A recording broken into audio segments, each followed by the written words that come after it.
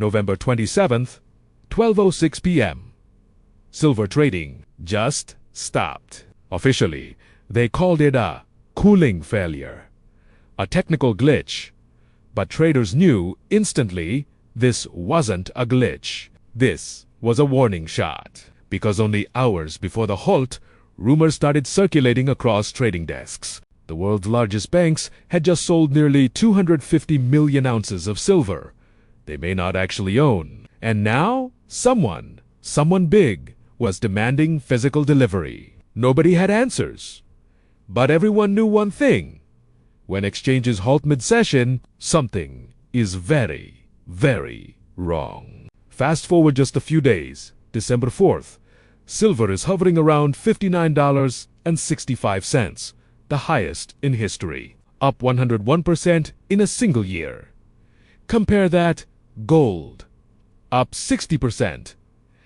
Dan pay 15%, silver, it doubled. And here's the part most people don't know.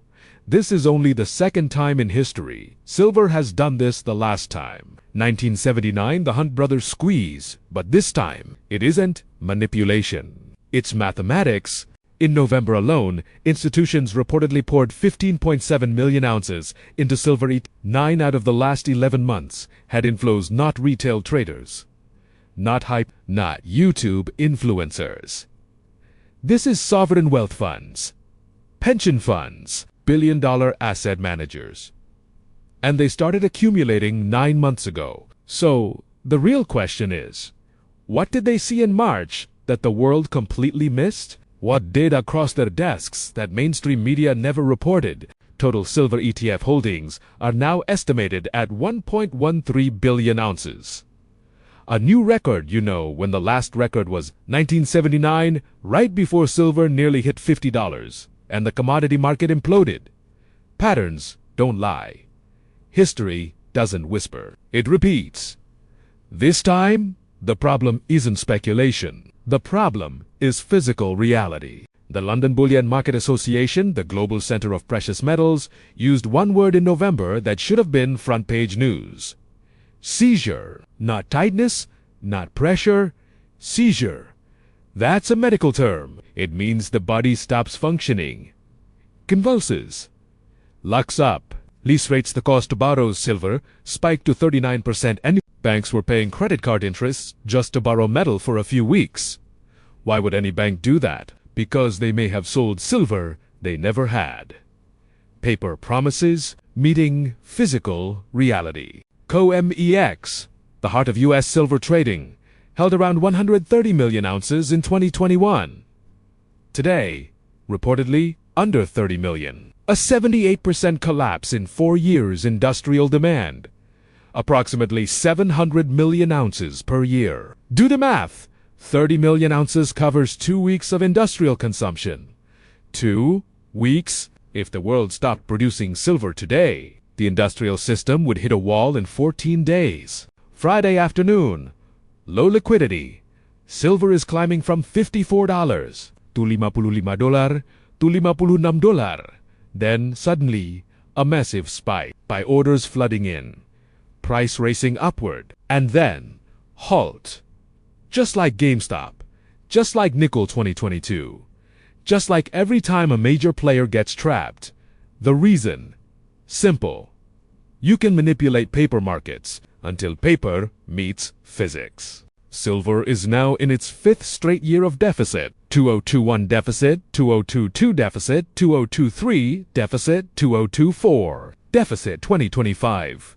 Projected deficit markets normally but silver mining doesn't work like that. It takes 10 to 15 years to open a new mine. Exploration, permitting, environmental reviews, construction, a decade minimum. And since silver spent the 2010s stuck under $25, miners didn't expand. Now, even with silver at $60, new mines are still 8 to 10 years away. Meanwhile, demand isn't just rising. It's mandated by law. U.S. Inflation Reduction Act, EU, Green Deal, China's solar mega projects, solar installations doubling, EV production tripling, AI infrastructure exploding. This demand isn't optional. Manufacturers must buy silver, whatever the price.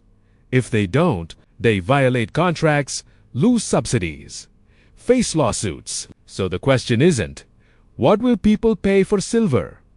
The question is, how much pain will they tolerate when they can't get it? Next week, the Federal Reserve meets. Markets are pricing an 89% chance of a rate cut.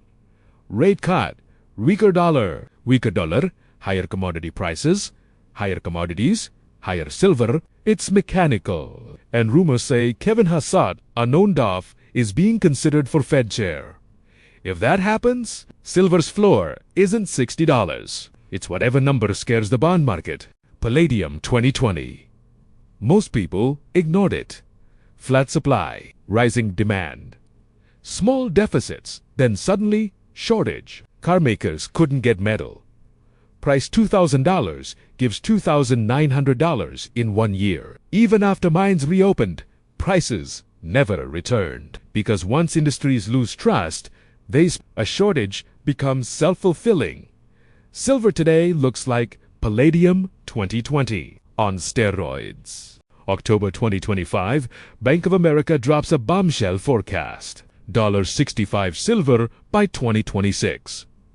For Buffet, that's aggressive. They're conservative, careful, boring. When they go bullish, it usually means their clients are already buying and they're preparing the public. Then Citi followed. Then UBS, then highs BC. Not consensus. A stampede. Solar companies won't stop because silver hits $80. EV makers 1T quit because silver hits $100. They'll pay because they must. So how high does silver need to go to ration supply? $70, $90, $120? Nickel went 5 in 48 hours when a short got trapped. Silver is bigger, but mechanics identical. Backwardation, lease rate spikes, inventory collapse, trading halts. These aren't normal signals. These are endgame signals. 3 catalysts. December 18th, Fed rate decision. January COMEX options expiry. Late January, Chinese New Year demand surge. 3 events. 30 days. 30 million ounces left. Silver at $60 might just be the warm-up. We are witnessing what happens when scarcity becomes undeniable. And in every squeeze, someone wins and someone loses.